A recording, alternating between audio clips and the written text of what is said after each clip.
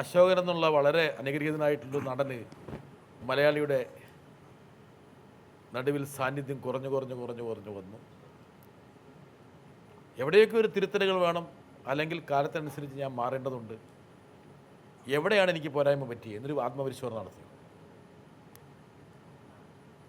ഇതൊക്കെ നമ്മൾ ആലോചിക്കുന്ന കാര്യമാണ്.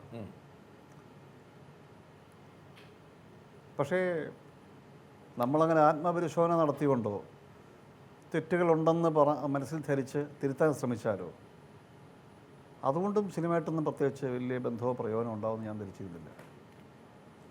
അതൊരു കാര്യമില്ല. വരുന്ന വഴി തങ്ങില്ല. കിട്ടുന്ന നമുക്ക് കിട്ടും. വിശ്വാസിയാണ്. കിട്ടാൻ പാടില്ലാത്തത് കിട്ടുകയില്ല. വലിയ വിശ്വാസിയാണ്. അത്യാവശ്യം ഒരു വിശ്വാസം ഇങ്ങനെയുള്ള അനുഭവങ്ങൾ കൊണ്ട് എനിക്ക് ഉണ്ടായിട്ടുണ്ട്. അത് അങ്ങനെ അനുഭവം എന്ന് പറഞ്ഞാൽ കാലങ്ങൾ കഴിഞ്ഞ ശേഷമാണ്. ഇതൊക്കെ കുറേ വർഷത്തിന് ശേഷം അത്യാവശ്യം തോന്നി തുടങ്ങിയൊരു കാര്യമാണ്.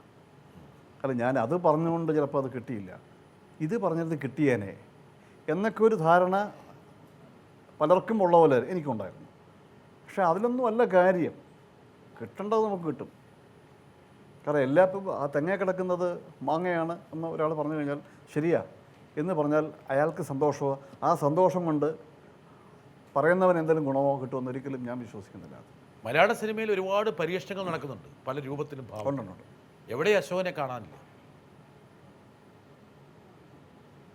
ദുഃഖം തോന്നില്ല അശോകന്?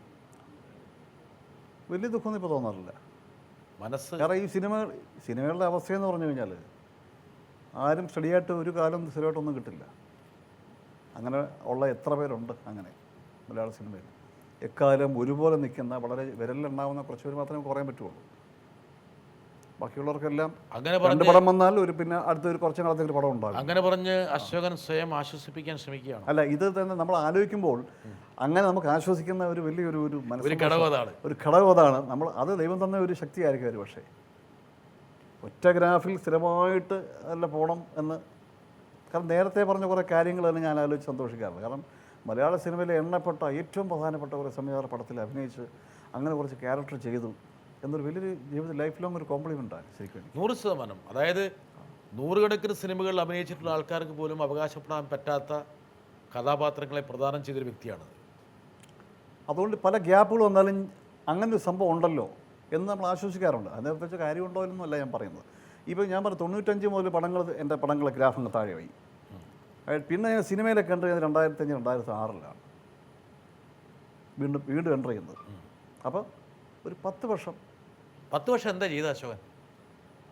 അപ്പോൾ ഈ ചാനലുകളൊക്കെ സജീവമായിട്ട് വന്ന സമയത്തും പരമ്പരകളും മറ്റ് ചില ചാനൽ ഷോസും കാര്യങ്ങളും ആങ്കർ ചെയ്തും, ചിലതൊക്കെ ആങ്കർ ചെയ്തും, സംഗീത പരിപാടികളും ചില സീരിയലിലൊക്കെ അഭിനയിക്കുകയൊക്കെ ചെയ്ത് ഞാൻ കുറേയൊക്കെ അത് സീരിയലുകളൊക്കെ അഭിനയിക്കുമ്പോൾ ആൾക്കാർ പറഞ്ഞോ അശോകൻ ഇതിൽ വലിയൊരു അപകടമുണ്ട്, സീരിയലിൽ അഭിനയിച്ച് പോയി കഴിഞ്ഞാൽ പിന്നെ സിനിമയിലേക്കുള്ള തിരിച്ചു വരവ് അസാധ്യമാകും പറഞ്ഞിട്ടുണ്ട്. ചില ആൾക്കാർ പറഞ്ഞിട്ടുണ്ട്.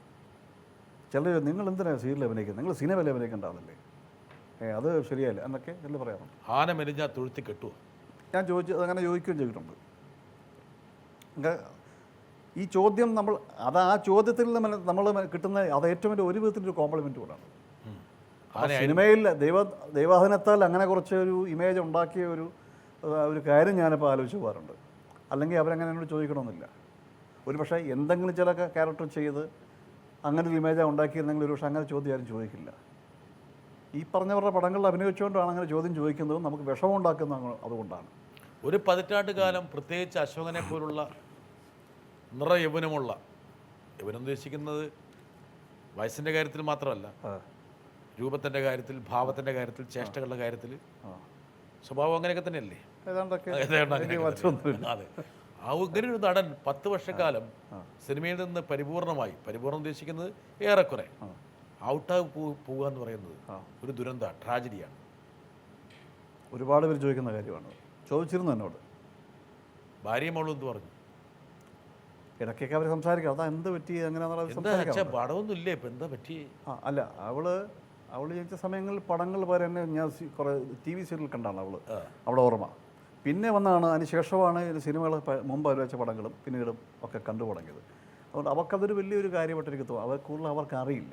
മകളുടെ ഒരു വർത്തമാനം നമുക്ക് കേൾക്കേണ്ടതായിട്ടുണ്ട്. അച്ഛൻ്റെ പാട്ടുകൾ എനിക്ക് ഭയങ്കര ഇഷ്ടമാണ്. പിന്നെ അച്ഛൻ അഭിനയിച്ച സിനിമകളിൽ എനിക്ക് ഏറ്റവും ഇഷ്ടപ്പെട്ടത് ഇൻ ഹരിഹർ നഗർ, പെരുവഴി അമ്പലം, പിന്നെ പാപ്പി അപ്പച്ച. അച്ഛൻ എത്ര ബിസി ഷൂട്ടിലാണെങ്കിലും എൻ്റെ ബർത്ത്ഡേ അല്ലെങ്കിൽ ഓണം, വിഷു അങ്ങനെ എന്തെങ്കിലും ഫെസ്റ്റിവലൊക്കെ ഉണ്ടെങ്കിൽ അതിന് സമയം കണ്ടെത്തി അച്ഛനിവിടെ ഞങ്ങളുടെ കൂടെ ടൈം സ്പെൻഡ് ചെയ്യാറുണ്ട്. പിന്നെ അച്ഛൻ ഭയങ്കര ഫ്രണ്ട്ലിയാണ്, എൻ്റെ ഒരു ബെസ്റ്റ് ഫ്രണ്ടാണ് അച്ഛൻ. എന്നെ ഒരുപാട് വിമർശിക്കുള്ളൂ. അച്ഛൻ എന്തോ അങ്ങനെയല്ല അച്ഛാ, ഇങ്ങനെ പറയാം, ഇങ്ങനെയാണ് അച്ഛാ, അതങ്ങനെയാണ് ചെയ്യേണ്ടത്, ഇങ്ങനെയാണ് എന്നൊക്കെ അവൾ പറയും.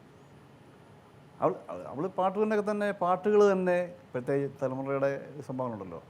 നമ്മളിപ്പം ഈ ഹിറ്റായിട്ടുള്ള പാട്ടുകളൊന്നും അവൾ പുതിയ പാട്ടുകളൊക്കെ ലേറ്റസ്റ്റ് ആയിട്ടുള്ള ചില പാട്ടുകൾ അടിപൊളി പാട്ടുകളാവും. അച്ഛൻ പഴയ മെലഡിയും പാടിയിരിക്കുന്നത് അതൊക്കെ കാലം കഴിഞ്ഞിട്ട് അവൾക്ക് അവൾ അത്യാവശ്യം പാടുകയും ചെയ്യും. പക്ഷെ അവൾ ഇപ്പോഴത്തെ ചെത്ത് പാട്ടുകളാണ്.